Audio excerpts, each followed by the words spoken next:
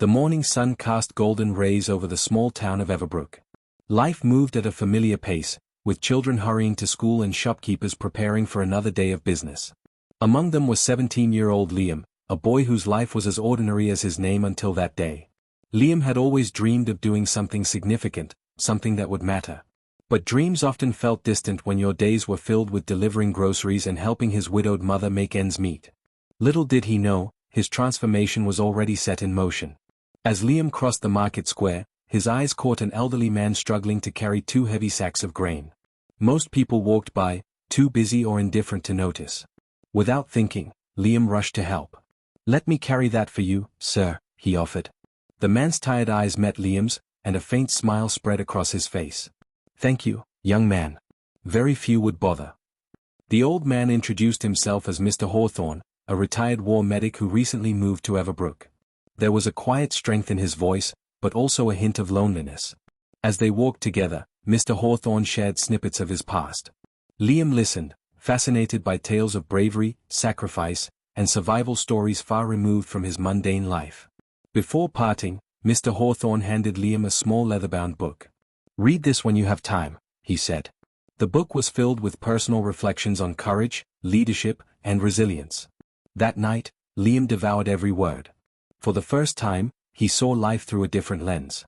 The desire to become someone who made a difference grew stronger in his heart. The next day, while helping his mother at the grocery store, a commotion erupted outside. A small child had wandered into the busy street, and an oncoming car sped toward her. Without hesitation, Liam sprinted forward, scooping the child into his arms and rolling them to safety. The crowd gasped. His heart pounded, but relief washed over him when he heard the child crying, alive and unhurt. News of Liam's act spread quickly through the town. Neighbors patted his back, calling him a hero. But Liam felt uncomfortable with the praise. He simply did what anyone should have done. That night, Mr. Hawthorne visited him. "True heroism isn't about recognition," he said softly. "It's about doing what's right when no one is watching. You've taken your first step." Impressed by Liam's instincts, Mr. Hawthorne offered to mentor him. "There's more to heroism than bravery," he explained. "It's a discipline, a way of life." Liam eagerly accepted. Over the coming months, Mr. Hawthorne taught him about first aid, crisis response, negotiation, and emotional resilience. Every lesson was backed by real stories from his own life. Despite his progress, Liam struggled with self-doubt. "Am I truly cut out for this?" he often wondered, especially when others his age pursued simpler paths. Mr. Hawthorne reassured him, sharing his own youthful insecurities. "Growth often feels like walking in darkness. But trust that you're moving forward, even when you can't see the path." One evening, Liam found his former classmate, Trevor, drunk and shivering behind the market stalls. Trevor had bullied Liam for years in school. Liam could have walked away, but chose compassion. He helped Trevor get home safely and even connected him with local rehab services. In that moment, Liam saw how mercy could transform even old wounds. Weeks later, a formal letter arrived for Liam from the town council. They were forming a volunteer emergency response team and invited him to join. Nervous yet excited, Liam accepted. This was the opportunity he had unknowingly prepared for, and he was ready to serve his community in a larger capacity. The training was grueling. Physical endurance, psychological readiness, and emergency drills, Liam faced challenges unlike any before. Some days, he wanted to quit. But Mr. Hawthorne's voice echoed in his mind, "Pain refines purpose." Liam pushed forward, discovering depths of strength he never thought he possessed. Their first real emergency came sooner than expected. A storm flooded part of Everbrook, trapping several families in their homes. Liam's heart raced as he navigated the rescue boat through strong currents. His training kicked in, and his team safely evacuated dozens of residents. That night, under the rain, Liam realized, he was no longer just a boy, he was becoming a leader. One rescue mission changed everything. A small boat capsized, and a young girl was pulled underwater by the current. Without hesitation, Liam dove into the murky water. Fighting against panic and swirling debris, he grasped the girl's arm and pulled her to safety. The team cheered as both surfaced, gasping for breath. Later that evening, Liam sat alone, the weight of the day's events settling on his shoulders. "What if I hadn't made it?" he pondered. Mr. Hawthorne joined him, placing a steady hand on his shoulder. "You acted because someone's life depended on it. That is the essence of heroism." Liam's mother beamed with pride. "Your father would be so proud," she whispered, tears shining in her eyes. His late father, a firefighter, had died in service years ago. For the first time, Liam felt deeply connected to his father's legacy, understanding his sacrifices and courage on a much deeper level. As months passed, Liam's reputation grew beyond Everbrook. News outlets featured his rescues, calling him the young guardian. But Liam remained grounded, crediting his team, his mentor, and the community that shaped him. "I'm just one part of something bigger," he often said in interviews. One autumn evening, a wildfire broke out in the nearby forest, threatening the entire town. Panic spread quickly as evacuation orders were issued. Liam coordinated the response, directing teams with calm precision. Yet deep down, fear gnawed at him, the margin for error was razor-thin. As the fire raged closer, Liam learned that several hikers were trapped deeper in the forest. He faced a gut-wrenching choice: risk his team or wait for backup. Remembering Mr. Hawthorne's teachings, Liam chose to lead a small, calculated rescue operation himself, minimizing risk while maximizing the chance of survival. Navigating through smoke-filled woods, Liam's team found the stranded hikers, exhausted and terrified. Time was running out. Guiding them through narrow escape routes, they emerged just as fire crews arrived to contain the blaze. The town hailed Liam's bravery, but he quietly thanked his team for their trust. Mr. Hawthorne, now in fragile health, attended the town's ceremony honoring Liam. "You've become far more than my student," he said softly. "You've become the hero I always hoped you would be." Liam fought back tears, realizing how deeply Mr. Hawthorne's quiet guidance had shaped his path. Mr. Hawthorne invited Liam to his home one last time. Over tea, he handed Liam a sealed envelope. "Inside is something for when you feel lost." Liam tucked it away, not knowing how soon he would need it. That evening, Mr. Hawthorne passed away peacefully in his sleep, leaving a void Liam had never felt before. 4 days, Liam struggled with grief. Without his mentor's steady presence, self-doubt returned, whispering questions about his ability to lead. He opened the envelope. Inside was a simple note. "You've already become what you seek. Trust yourself now, as I have always trusted you." Liam wept but felt a quiet peace settle in. Without Mr. Hawthorne, Liam became the unofficial leader of Everbrook's emergency team. The team looked to him not as a student, but as a guide. Every decision carried new weight. He studied relentlessly, attending leadership workshops and emergency response seminars, determined to honor Mr. Hawthorne's legacy. One winter night, an unprecedented blizzard struck Everbrook. Roads disappeared under snowdrifts, and power failures crippled the town. Liam organized shelters, coordinated with rescue teams, and worked non-stop for 48 hours. Exhaustion clawed at him, but every rescued family reminded him why he couldn't stop. The storm trapped an elderly couple in an isolated cabin. The team proposed delaying the rescue until morning, but Liam saw the risk in waiting. Trusting his instincts, he led a small team through the treacherous snowstorm. They reached the couple just as hypothermia began setting in. Once again, a life saved by decisive action. News of Liam's leadership reached the state governor. He was awarded the Medal of Civil Valor at a public ceremony. Standing before cameras and microphones, Liam spoke humbly, "This isn't just my medal. It belongs to everyone who chooses to act when it matters most." With growing recognition came bigger responsibilities. The State Emergency Management Office invited Liam to lead regional training programs for youth volunteers. Nervous but excited, Liam accepted. He now stood where Mr. Hawthorne once stood as a mentor, shaping future heroes. Among the new recruits was a teenager named Ethan, shy, awkward, but eager to learn. Liam recognized a familiar spark in his eyes. Patiently, Liam taught him what Mr. Hawthorne had once taught him: courage, discipline, and compassion. Their bond grew quickly, mirroring the bond Liam once shared with his own mentor. During a regional flood, Ethan faced his first real emergency. A panicked boy was trapped on a collapsing bridge. The team hesitated.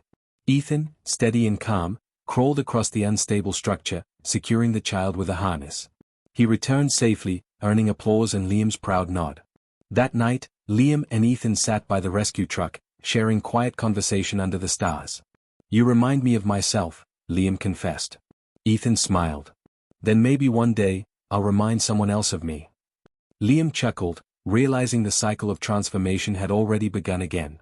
One evening, a government official offered Liam a full-time position in the state's capital, far from Everbrook, but with far more resources and influence. The offer tugged at him. It was a chance to make a bigger impact, but at the cost of leaving his hometown. Torn, Liam visited Mr. Hawthorne's grave. "What would you have done?" he whispered, staring at the cold stone. The wind answered with silence. But deep inside, he remembered the letter, "You've already become what you seek. Trust yourself now." The decision would have to come from him. After days of reflection, Liam declined the offer. "My heart belongs here," he told the official. "Everbrook is where I can make the most difference." Though surprised, the official respected his decision. Liam stayed, firmly rooted in the community that shaped him. Liam's choice went viral. News anchors praised him as the small-town hero who chose his people over power. Though flattered, Liam remained focused. Fame fades. But lives saved don't, he told reporters. It became a widely shared quote across social media. One rainy evening, a stranger knocked on Liam's door, a woman named Claire, claiming to be Mr. Hawthorne's estranged daughter. They talked for hours. She had never reconciled with her father but wanted to learn more about the man he had become. Liam shared stories that painted Mr. Hawthorne as both flawed and heroic. Claire broke down in tears. "I wasted so much time resenting him." Liam gently said, "He wasn't perfect. None of us is. But he spent his final years helping others, including me. In a way, his legacy continues through every life we save." Inspired, Claire decided to stay in Everbrook and volunteer at the rescue center. She found healing not in her father's past, but in the service of others. Liam smiled, realizing again how one life can heal another, even years after they are gone. News came of a chemical spill in a neighboring town. Emergency teams across the region were called in for a hazardous rescue operation. Though nervous, Liam volunteered his team. It would be their most dangerous mission yet, requiring every bit of skill and courage they possessed. Wearing protective gear, Liam led his team through toxic fumes, securing trapped workers from a collapsed factory. Every second inside felt like hours. They emerged, coughing but alive, with dozens rescued. The regional director shook Liam's hand. "You saved not only lives, you saved families." After the operation, Liam sat by Everbrook's river, watching the current flow under moonlight. His journey from grocery boy to regional leader flashed through his mind. He whispered softly, "Thank you, Mr. Hawthorne." The river whispered back, carrying his gratitude into the night. Weeks later, during a town fundraiser, Liam met Emily, a kind-hearted schoolteacher passionate about youth development. Their shared values sparked an instant connection. As they talked late into the evening, Liam saw in Emily not just a partner, but someone who understood his mission. Their bond quickly deepened, blending romance with shared purpose. Emily soon became involved in the youth resilience programs Liam was running. Together, they taught kids emergency skills, problem-solving, and community service. Their collaboration made the program stronger than ever. For the first time in years, Liam felt the comfort of building a personal future while still honoring his mission. During a mountain hiking expedition with the youth group, a sudden rockslide blocked their return path. Panic spread among the children. Calm and focused, Liam organized a safe detour while Emily comforted the frightened kids. Hours later, they emerged safely. The experience bonded the youth group even tighter. Under the stars, beside the river where Liam often reflected, he knelt before Emily. "You've become my anchor," he whispered, holding out the ring. Tears glistened in her eyes as she whispered, "Yes." The river carried their laughter away into the gentle night breeze. Everbrook erupted with joy at the news of their engagement. The town had seen Liam grow and was eager to celebrate his next chapter. The wedding plans soon turned into a community project, with volunteers offering decorations, food, and even the town square as the venue. Amid the wedding preparations, Liam received an anonymous message. "Be careful who you trust. Not everyone wants you to succeed." Though unsettling, Liam dismissed it as a prank. But a quiet seed of caution began growing in the back of his mind.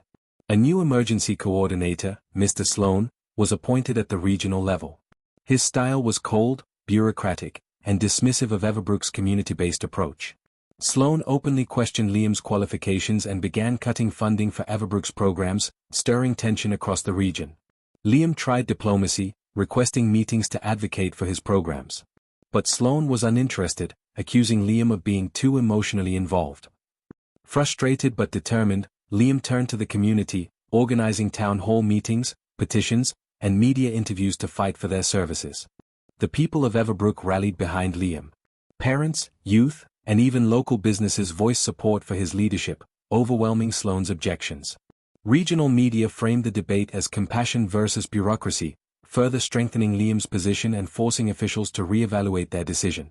To address the growing controversy, the state governor visited Everbrook to observe the programs firsthand. Impressed by the passion, skill, and organization, the governor reinstated full funding and appointed Liam to advise on statewide emergency youth initiatives, directly bypassing Sloan. Though victorious, Liam reflected on the experience. "Even good work will face opposition," Mr. Hawthorne had once said. "But stay focused on the lives you serve, not the politics." The words felt more real now than ever. Liam recommitted himself to humility and service. Finally, under clear blue skies, Liam and Emily exchanged vows in the town square. Families, rescue teams, and officials filled the square with laughter and joy. As they danced under string lights, Liam whispered, "We're not just building a family. We're building a legacy." Months later, Emily announced she was pregnant. Overwhelmed with emotion, Liam saw the future stretching before them, not just for their child, but for generations of Everbrook. The town once again gathered in celebration, embracing the couple's growing family as their own. Late one night, Liam received an urgent call from a national disaster relief agency. A major earthquake had struck a neighboring country. They requested his expertise. Emily squeezed his hand. "Go," she said softly. "This is who you are." Liam arrived at the disaster zone to scenes of devastation beyond anything he'd faced. Entire communities flattened, thousands displaced. Working alongside global teams, Liam led high-risk rescues, coordinated relief logistics, and shared Everbrook's community-based model with international agencies. In the chaos, Liam bonded with local responders, exchanging knowledge and stories. Despite language barriers, their shared mission created unbreakable trust. At night, Liam journaled his experiences, planning ways to adapt these lessons for Everbrook upon his return. During one search mission, an aftershock struck, collapsing a damaged hotel. Liam and several team members were briefly trapped beneath debris. Pinned under rubble, memories of his journey flooded him. "Stay calm," he whispered. "Panic kills. Focus saves." Hours later, they were pulled out, battered but alive. Upon returning to Everbrook, Liam was greeted by Emily and a now visibly pregnant belly. Their hug under the arrival banner drew tears from everyone watching. "Welcome home, hero," Emily whispered. But Liam gently replied, "I was never alone out there." In the following months, Liam incorporated his new experiences into advanced training programs. Everbrook's model was now being studied by other towns and countries. "You've turned Everbrook into a beacon," an international delegate remarked during a visit. Liam smiled. "It all started with one man helping me carry a bag of grain." Under the same sunrise that once shone on his youth, Liam held his newborn daughter for the first time. They named her Grace. As he cradled her, he whispered, "You carry the strength of many lives, little one. And one day, you'll carry it forward too." From the moment Grace could walk, she was drawn to her father's world of toy rescue trucks, first aid kits, and storytime filled with heroic tales. Emily smiled as she watched Liam patiently teach their daughter how to tie tiny rescue knots. "You're raising a fearless little leader," she often said. Inspired by his own journey and his daughter's curiosity, Liam dreamed of building the Everbrook Center for Community Resilience, a place where people of all ages could learn preparedness, leadership, and service. He pitched the idea to the town council, not for profit, but for legacy. The council unanimously approved. Volunteers, local businesses, and even former rescues offered time, materials, and money. The community worked together, much like they had supported Liam throughout his journey. Brick by brick, the center rose, a symbol of what collective hope, resilience, and generosity could achieve. One afternoon at the center's construction site, young Grace asked, "Daddy, will I be a hero one day too?" Liam knelt, holding her hands. "You already are, sweetheart. Heroes aren't born when people cheer. Heroes are born when they care." News of Everbrook's unique center reached international forums.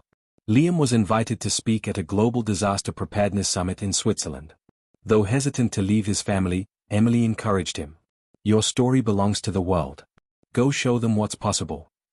In front of hundreds of global leaders, Liam shared Everbrook's transformation from a single act of kindness to a thriving community model. As he closed, he said, "Heroism isn't lightning in a storm. It's steady hands in quiet moments. And it starts with one person choosing to care." After the summit, multiple countries expressed interest in adopting the Everbrook model. Liam was humbled but cautious. "It works because we built trust first. That must come before anything else. Delegates visited Everbrook to learn directly, beginning with small pilots inspired by Liam's methods. One day, a familiar face returned to town. Trevor, the former classmate whom Liam once helped during his darkest time. Clean, healthy, and working for a non-profit, Trevor said, "You saved me that night, Liam. Now I help others in recovery. Your kindness rippled far." Liam shook Trevor's hand, deeply moved. "We never know how far a simple act can reach," he reflected. The townspeople marveled at the visible ripple effect their small town had created, proof that the heroic transformation wasn't just Liam's story, but Everbrook's.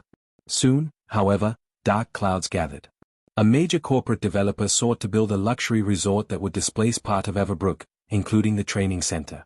The town council was pressured by promises of jobs and revenue, splitting opinions within the community. For the first time, Liam faced opposition from some he considered friends. "Don't stand in the way of progress," they argued. But Liam calmly replied, "Progress isn't measured in dollars, it's measured in lives improved. If we lose this, we lose who we are."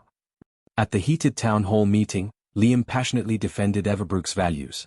"This isn't just land, it's our legacy, our children's future." One by one, citizens stood to support him, sharing personal testimonies of how the center had saved or changed their lives. Public pressure mounted, and media coverage exposed the developer's manipulative tactics. Under scrutiny, the developer withdrew its offer. Everbrook erupted in celebration. Once again, the town had chosen people over profits, community over commerce. That night, alone by the river, Liam whispered, "You'd be proud, Mr. Hawthorne." He could almost feel his mentor's approving nod riding on the evening breeze. His journey, once uncertain, had become a living embodiment of the lessons he had once received. As Grace grew older, she started organizing junior preparedness clubs at school. "I want kids my age to be ready for emergencies, too," she told her father. Pride swelled in Liam's heart. "You're already leading, Grace. And you're doing it your way." Years later, Liam was awarded the Global Humanitarian Leadership Medal for his work in community resilience. Standing on stage, he said, "I am living proof that one act of kindness can ignite a chain of unstoppable goodness. But I am not alone, we are all part of this story." Everbrook's model had now spread to over 30 countries. Communities worldwide were adopting its core principle: ordinary people, equipped and empowered, can save lives. Liam visited some of these towns, witnessing firsthand how seeds planted in Everbrook were blooming globally. As Liam reached his late 50s, years of stress, rescue missions, and travel took a toll on his health. Doctors advised him to slow down. Though frustrated, Liam recognized that his role was shifting, from frontline rescuer to full-time mentor and advisor. One day, while visiting an international conference, Liam met a young woman who introduced herself as a disaster response leader from Kenya. "I joined this work after reading your story years ago," she said. "You changed my life without ever knowing me." Liam smiled with moist eyes. "Then the work lives on far beyond me." He realized that true heroism wasn't measured by headlines or medals, but by the unseen, multiplied lives forever changed because one man once carried an old man's heavy bags. As Liam's health stabilized, he focused fully on succession. Everbrook's leadership could not rely on one man forever. He started grooming several young leaders, including Grace, now in her 20s, to carry forward the vision with new energy and fresh ideas. A powerful hurricane struck a coastal town where Everbrook had helped establish a sister center. Their local team requested urgent assistance. With Liam unable to travel, Grace led the rapid response deployment. It was her first solo command and her father's proudest, most anxious moment. At the disaster zone, Grace faced a dangerous dilemma: a collapsing dam threatened thousands. Local authorities debated evacuation. Grace made the bold call to order a preemptive evacuation. Hours later, the dam burst, but casualties were minimal thanks to her decisive leadership. Media outlets worldwide hailed Grace's leadership as textbook crisis management. She became a rising star in the global resilience movement. In Everbrook, Liam watched the broadcasts, tears in his eyes. "She has surpassed even me," he whispered to Emily. When Grace returned home, Liam embraced her tightly. "You faced what I once faced, but you led with wisdom beyond your years." Grace replied, "Because I had the best teacher, Dad. And because you let me learn." Shortly after, Grace was invited to join the United Nations Global Crisis Council, a position once offered to Liam but declined. Unlike before, Liam encouraged her. "The world needs you now. Go, and keep building what we've started." The town held a farewell celebration for Grace's new global role. Though proud, Liam felt the bittersweet ache of watching his daughter soar beyond his reach. Emily gently squeezed his hand, whispering, "This is exactly what we raised her for." One rainy afternoon, an elderly man appeared at Liam's door. It was one of the first children Liam had ever rescued decades ago, now a father himself. "You saved me when I was too young to understand. My children are alive because of you." The man handed Liam a photo album filled with faces, families, children, and communities who directly or indirectly owed their safety to Everbrook's model. Looking through it, Liam was overwhelmed by the vastness of his quiet legacy. "This is far bigger than I ever imagined." In a quiet ceremony, Liam unveiled a bronze statue of Mr. Hawthorne in Everbrook's Central Park. The spark that lit countless flames. Standing before it, he whispered, "I never got to say thank you enough. But I hope this is enough." Everbrook marked 50 years since its first volunteer rescue team, the one Liam had once joined as a teenager. Surrounded by new generations of rescuers, Liam delivered a speech. "We built a culture where courage is normal, and compassion is automatic." One morning, Liam received a handwritten letter from a young boy in a distant village. "I want to be like you when I grow up. Please don't stop teaching people like me." Even from afar, the next generation was calling. Liam officially retired from his leadership roles but remained Everbrook's honorary founder. The center now operates in 52 countries. He often said, "Leadership isn't about holding on. It's about letting go at the right time, so others may rise." Even in retirement, young leaders frequently visited Liam's porch for quiet advice. He mentored with the same patience Mr. Hawthorne had once shown him. Often, they would leave with one simple lesson: courage is a habit, not a moment. One evening by the river, Liam sat with Emily under a starlit sky. "Can you believe where life has taken us?" he asked softly. Emily smiled, resting her head on his shoulder. "From one simple act of kindness, you helped save the world." The United Nations declared World Community Resilience Day, modeled on Everbrook's approach. Grace gave the keynote address. She honored her father publicly. "My hero taught me that every life matters. One act of courage can transform generations." One morning, Liam took a slow walk through Everbrook Center, now a global hub visited by thousands annually. Children practiced drills, volunteers trained, and visitors toured exhibits that told the story from Mr. Hawthorne to Liam, and from Liam to Grace. Surrounded by family, Liam passed away peacefully in his sleep, just as his mentor had decades before. Everbrook mourned deeply, but celebrated even more, for they knew his legacy lived on in the lives of millions worldwide. A towering sculpture was erected beside Mr. Hawthorne's. "Liam, the boy who became the flame." Beneath it, inscribed in bronze, "One life can change another. And that is how the world is saved." Moral of the story: true heroism is rarely loud. It begins with small, compassionate choices made when no one is watching. When courage becomes a habit and kindness becomes instinct, one life can ignite countless others. The greatest legacy is not what we accomplish, but what we awaken in others.